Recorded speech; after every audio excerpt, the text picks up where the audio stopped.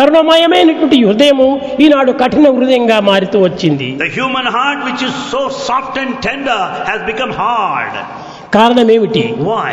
మన ప్రవర్తనే.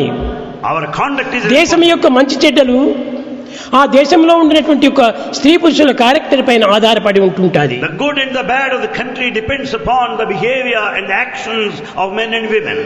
కనుకనే మనము క్యారెక్టర్ పోతే మనం లైఫ్ పోయినట్టే. When once the character is lost, the life is gone. If money lost, something is lost.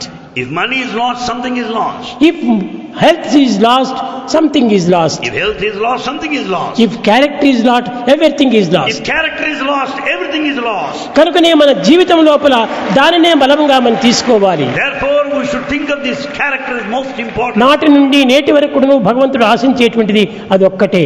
That's what God expects from us then and now and forever. కానీ మానవుడు ఈ సత్యాన్ని గుర్తించుకొనలేక Man is not able to know the truth. వ్యక్తిగతమైనటువంటి స్వార్థ స్వప్రయోజనములకై పాటుపడుతున్నాడు. He is carried away by the individual selfishness and self-interest. మానవుని యందు ఈ స్వార్థము స్వప్రయోజనము నిర్మూలన కావాలి. One has to kill the selfishness and self-interest. All are one, be alike to everyone. All are one, be alike to everyone. అందరూ కూడా ఒక విశ్వమాన కుటుంబంలో మెంబర్సే. All of us are members of this family of God.